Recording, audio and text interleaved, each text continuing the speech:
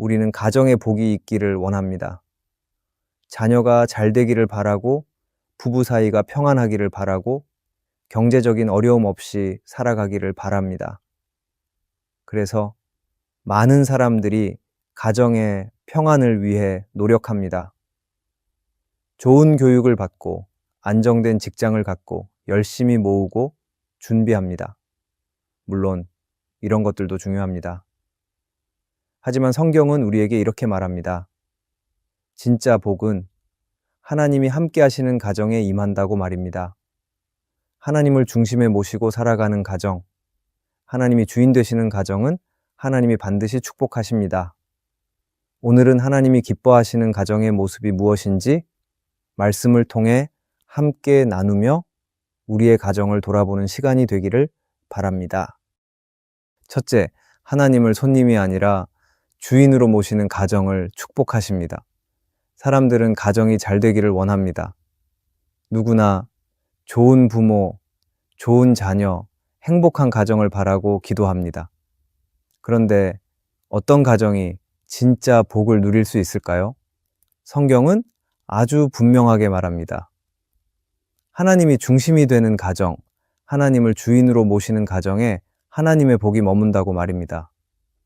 하나님이 손님이 되어 계시는 집이 아니라 하나님이 가장 중요한 자리에 계시는 집, 하나님이 말씀하시면 움직이고 하나님이 이끄시면 순종하는 가정이 하나님이 기뻐하시는 집입니다.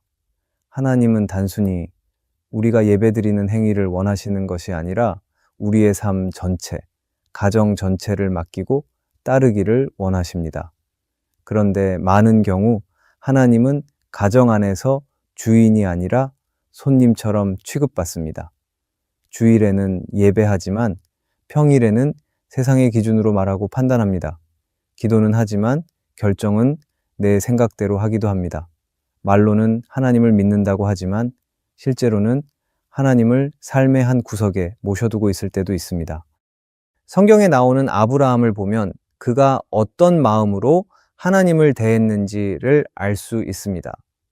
창세기 18장에서 아브라함은 장막문 앞에 앉아 있다가 세 사람을 보자마자 달려가 엎드리고 그들을 자기 집으로 모셔 극진히 대접합니다. 당시에는 천사가 사람의 모습으로 나타나기도 했기 때문에 아브라함은 처음부터 이들이 누구인지 몰랐을 수도 있습니다. 하지만 아브라함은 낯선 이들을 향해 최선을 다해 환대하고 자기 집에서 가장 좋은 음식을 내어 대접합니다. 그는 하나님을 형식적으로 대하지 않았습니다. 마치 집안의 가장 소중한 주인을 모시듯이 온 마음으로 맞이했습니다. 그리고 바로 그 장면에서 하나님은 아브라함에게 이삭을 약속하시며 복을 선포하십니다. 우리는 이 장면을 통해 한 가지 중요한 사실을 알 수 있습니다. 하나님을 정중히 대접하는 자, 하나님을 삶의 중심에 모시는 자에게 하나님은 놀라운 복을 주신다는 것입니다. 아브라함의 장막은 단순한 쉼의 공간이 아니라 하나님의 뜻을 환영하고 받아들이는 믿음의 공간이었습니다. 그의 가정은 하나님을 주인으로 모셨기에 하나님의 축복이 시작된 곳이었습니다. 오늘 우리의 가정은 어떠한지 돌아봐야 합니다. 하나님은 우리의 집에 계신가요? 그리고 주인의 자리에 앉아 계신가요? 우리는 하나님을 필요할 때만 모시는 손님처럼 여기지 않는지를 돌아보아야 합니다. 하나님은 구석에 모셔두는 존재가 아니라 가장 중심에 계셔야 하는 분입니다. 우리가 하나님께 묻고 하나님께 순종하고 하나님을 신뢰할 때 그때 하나님은 그 가정 가운데 기쁨과 회복과 생명을 부어주십니다. 하나님은 지금도 이런 가정을 찾고 계십니다. 예배를 삶으로 이어가는 집, 기도가 말이 아닌 선택으로 드러나는 집, 자녀들에게 하나님이 진짜 살아계신 분임을 보여주는 집, 그런 가정을 하나님은 외면하지 않으시고 반드시 축복하십니다. 오늘 우리의 가정이 하나님을 주인으로 모시는 가정이 되기를 바랍니다. 하나님을 중심에 두고 살아갈 때 그 가정은 반드시 하나님이 복 주시는 집이 될 것입니다. 둘째, 하나님은 입술보다 삶으로 복음을 가르치는 가정을 축복하십니다. 가정 안에서 자녀들에게 신앙을 물려주고 싶어 하는 부모는 많습니다. 아이들이 예배 잘 드리고 기도 잘하고 말씀을 가까이 하는 사람으로 자라나기를 바라는 마음은 누구나 가지고 있습니다. 그래서 말로는 예수님 잘 믿어야 한다, 기도해야 한다, 말씀대로 살아야 한다고 이야기합니다. 그런데 자녀들은 부모의 말보다 삶을 훨씬 더 민감하게 바라봅니다. 부모가 예배는 가르치지만 일상에서는 예배처럼 살지 않을 때 아이들은 그 신앙을 믿기 어렵습니다. 말로는 정직을 가르치지만 삶에서는 타협하고, 말로는 용서를 말하지만 행동은 그렇지 않다면 자녀는 복음을 말이 아닌 가짜로 받아들이게 됩니다. 성경에는 입술이 아닌 삶으로 복음을 전한 한 가정이 나옵니다. 디모데의 가정입니다. 바울은 디모데에게 편지를 쓰면서 이런 말을 합니다. 이 믿음은 먼저 내 외조모 로이스와 내 어머니 유니게 속에 있더니 내 속에도 있는 줄을 확신하노라. 바울은 디모데의 믿음이 그냥 생긴 것이 아니라 외할머니와 어머니의 삶을 통해 흘러들어온 신앙이라고 말합니다. 그들은 말로만 신앙을 가르치지 않았습니다. 믿음을 따라 살았고 삶으로 복음을 보여주었습니다. 그 삶을 디모데가 보았고 결국 그 믿음을 자신의 것으로 삼게 된 것입니다. 우리는 여기서 중요한 사실을 깨닫게 됩니다. 부모의 신앙은 말이 아니라 삶으로 자녀에게 전해진다는 것입니다. 내가 교회에서 어떻게 예배드리느냐보다 가정에서 어떻게 행동하느냐가 더 큰 영향을 끼칩니다. 존 파이퍼는 거듭남이라는 책에서 이렇게 말합니다. 자녀는 부모의 말을 따라 사는 것이 아니라 부모의 삶을 따라 배웁니다. 이 말은 부모가 먼저 기도하는 모습을 보여주고 어려울 때 말씀을 따라 결정하고 다른 사람을 판단하기보다 축복하는 태도를 보일 때 자녀들은 복음을 살아있는 진리로 받아들이게 된다는 것입니다. 하나님은 단지 자녀에게 신앙 교육을 시키는 가정을 축복하시는 것이 아닙니다. 하나님은 삶의 모든 자리에서 복음을 따라 사는 모습을 보여주는 가정을 기뻐하십니다. 자녀가 부모를 보며 하나님은 진짜 살아계시는 분이구나 라는 생각이 들 수 있도록 사는 것. 그것이 복음을 가르치는 길입니다. 우리가 입으로만 신앙을 가르친다면 자녀는 하나님을 형식으로 배울 뿐입니다. 하지만 삶으로 복음을 보여주면 자녀는 하나님을 살아계신 분으로 경험하게 될 것입니다. 우리의 가정이 말보다 삶으로 복음을 가르치는 가정이 되기를 바랍니다. 자녀가 우리의 말보다 우리의 행동을 통해 믿음을 배우고 예배의 감격과 기도의 능력을 함께 경험하는 집이 되기를 바랍니다. 하나님은 그런 가정을 축복하십니다. 그리고 그 복은 다음 세대까지 이어지게 하실 것입니다. 셋째, 하나님은 문제가 생겼을 때 마지막에 기도하는 것이 아니라 시작부터 하나님의 뜻을 구하는 가정을 축복하십니다. 많은 사람들은 문제가 생기면 그제야 기도합니다. 모든 방법을 다 써보고 안 될 때 마지막 수단처럼 하나님께 도움을 요청합니다. 하지만 하나님은 우리가 다른 길이 막혔을 때가 아니라 처음부터 하나님을 찾는 사람을 기뻐하십니다. 그리고 이것은 가정도 마찬가지입니다.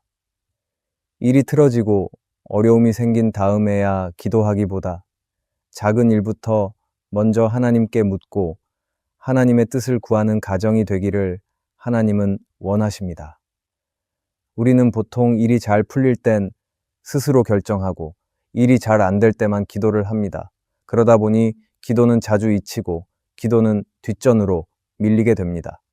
그런데 그런 기도의 자세는 결국 하나님을 주인이 아니라 도우미처럼 여기는 모습입니다. 하나님을 정말 의지한다면 우리는 어떤 일을 시작하기 전부터 먼저 하나님께 나아가야 합니다. 성경에 나오는 느헤미야는 아닥사스다 왕의 술관원으로 안정된 삶을 살고 있었지만 예루살렘의 성이 무너졌다는 소식을 듣고 가슴 아파합니다. 그리고 그는 곧바로 행동하지 않고 가장 먼저 한 것은 기도였습니다. 그는 금식하며 하나님의 뜻을 구합니다. 그리고 이 일에 대해 자신이 어떻게 해야 할지 하나님께 물으며 기다립니다. 느헤미야는 하나님께 묻지 않고 움직이지 않았습니다. 느헤미야의 기도는 일이 실패했을 때 드린 기도가 아니라 모든 일을 시작하기 전의 기도였습니다. 느헤미야는 계획을 먼저 세우고 기도한 것이 아니라 기도를 먼저 하고 계획을 세웠습니다. 그래서 그의 삶은 하나님이 이끄시는 방향으로 흘러갈 수 있었습니다. 느헤미야는 성벽을 다시 세우는 큰 일을 했지만 그 시작은 조용한 기도 한 자리였습니다. 하나님은 그런 기도를 보셨고 그의 마음에 은혜를 주셨으며 그의 길을 열어주셨습니다. 오늘 가정에서도 마찬가지입니다. 어떤 일이 생겼을 때 기도를 마지막 순서로 미루기보다 그 순간 가장 먼저 기도하는 가정이 되기를 바랍니다. 돈 문제든 자녀 문제든 부부 관계든 기도는 마지막이 아니라 가장 먼저 해야 할 일입니다. 하나님은 마지막이 아니라 처음부터 하나님을 찾는 사람에게 지혜를 주시고 인도하시며 그 가정을 축복하실 것입니다. 기도는 단지 문제 해결의 방법이 아니라 하나님이 우리 가정에 일하실 수 있는 통로입니다. 우리의 가정이 느헤미야처럼 하나님을 가장 먼저 찾는 가정이 되기를 바랍니다. 내 생각보다, 내 경험보다 먼저 기도하는 집, 하나님께 묻고 기다릴 줄 아는 집, 하나님은 그런 가정을 기뻐하시고 어떤 상황에서도 길을 열어주시며 그 가정을 평안으로 이끌어 주실 것입니다. 넷째, 하나님은 한 사람이 아니라 함께 순종하는 가정을 축복하십니다. 가정 안에서 누군가 한 사람이 믿음을 갖는 것도 참 귀한 일입니다. 남편이든 아내든 자녀든 가족 중 한 사람이 먼저 하나님을 믿고 순종하는 것은 그 가정에 큰 복이 시작되는 순간입니다. 하지만 하나님은 거기서 멈추지 않으십니다. 한 사람이 믿기 시작했을 때 하나님은 그 가정을 향해 더 큰 복을 예비해 두십니다. 그 복은 온 가족이 함께 하나님을 따르기로 결단할 때 더 풍성하게 주어집니다. 우리는 신앙생활을 하면서 한 사람만 잘 믿으면 돼 라는 말을 들을 때가 있습니다. 물론 시작은 그렇습니다. 한 사람이 하나님께 돌아오는 것만으로도 하나님은 기뻐하시고 그 가정에 은혜를 부으십니다. 하지만 더 깊은 복은 한 사람의 믿음이 가정 전체의 방향이 되는 데 있습니다. 부모가 믿음을 가지면 자녀에게 이어지고 자녀가 먼저 믿음을 가지면 부모에게도 영향을 주며 가정 전체가 하나님 앞에 서게 되어야 합니다. 성경을 보면 이런 믿음의 고백이 있습니다. 바로 여호수아의 선언입니다. 그는 이스라엘 백성들 앞에서 이렇게 말합니다. 너희가 섬길 자를 오늘 택하라. 오직 나와 내 집은 여호와를 섬기겠노라. 이 말은 단순한 결심이 아닙니다. 여호수아는 혼자만 믿겠다는 것이 아니라 자기 가정 전체가 함께 하나님을 섬기겠다고 선언한 것입니다. 그리고 하나님은 이 고백을 기뻐하셨고 여호수아의 집은 믿음의 길을 끝까지 걸어갈 수 있었습니다. 오늘 우리의 가정도 마찬가지입니다. 누군가 혼자 신앙생활을 하며 지치고 외로울 수 있습니다. 혼자 새벽 기도를 하고 혼자 예배 드리러 가고 혼자 말씀을 보며 눈물 흘릴 수도 있습니다. 하지만 하나님은 그 마음을 아시고 한 사람의 믿음을 통해 가정 전체가 하나님께 나아오도록 역사하실 것입니다. 그래서 우리는 기도해야 합니다. 하나님, 저 혼자만이 아니라 우리 가족 모두가 주님을 따르게 해주세요.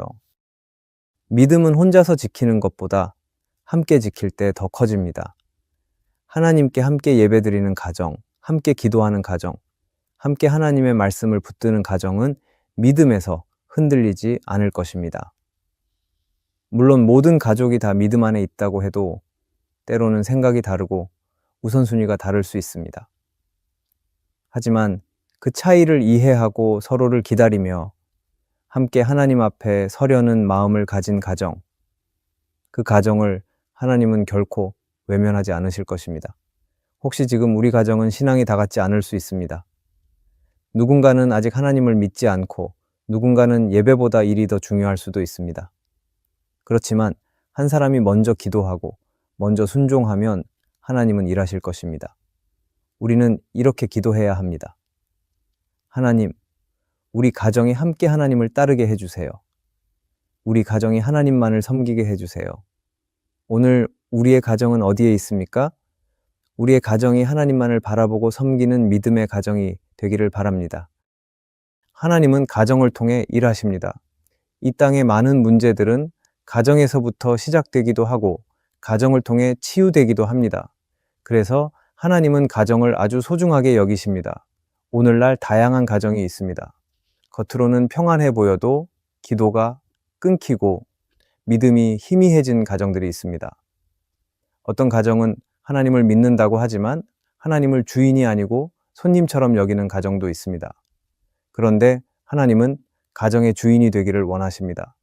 하나님은 단지 우리 가정이 평안하기만을 원하시는 것이 아니라 우리 가정을 통해 하나님의 영광이 드러나기를 바라십니다. 오늘 우리가 하나님 앞에서 더 좋은 환경이나 더 나은 상황을 구하는 것이 아니라 먼저 우리 가정의 중심에 하나님을 모시겠다는 고백을 해야 합니다. 그 고백이 진심이 될 때 하나님은 일하시고 우리의 가정을 축복의 통로로 세우실 것입니다. 우리의 가정이 하나님이 기뻐하시는 가정, 하나님이 축복하시는 가정이 되기를 소망합니다. 오늘의 말씀이 은혜가 되셨다면 댓글에 아멘이라고 적어주시면 감사하겠습니다. 여러분들이 남겨주시는 댓글은 정말 큰 힘이 됩니다. 그리고 여러분들이 눌러주시는 좋아요와 구독도 큰 힘이 됩니다. 오늘도 함께 해주셔서 감사합니다. 기도하겠습니다. 하나님, 우리의 가정을 세우시는 분이 주님이심을 믿습니다. 세상의 기준이 아닌 하나님의 뜻 위에 세워진 가정이 되기를 소망합니다. 주님을 중심에 모시고 말씀을 따라 걸어가며 믿음의 유산을 다음 세대에 물려줄 수 있는 가정 되게 하여 주시옵소서. 하나님, 우리의 말보다 삶이 복음을 전하게 하시고 우리의 습관보다 믿음이 앞서게 하시며 어려움이 닥쳐올 때 먼저 기도하며 주님의 뜻을 구하는 가정이 되게 하여 주시기 바랍니다. 한 사람이 아니라 함께 순종하는 믿음을 허락하시고 서로를 이해하고 품으며 주님 안에서 하나 되는 은혜를 누리게 하여 주시옵소서. 완전하지 않은 우리를 긍휼히 여겨주시고 지금 이 자리에서부터 순종을 시작하게 하여 주시기 바랍니다. 오늘 이 시간 주님 앞에 드린 마음을 받아주시고 우리 가정 가운데 주님의 평안과 축복이 넘치게 하여 주시옵소서. 예수님의 이름으로 기도합니다. 아멘.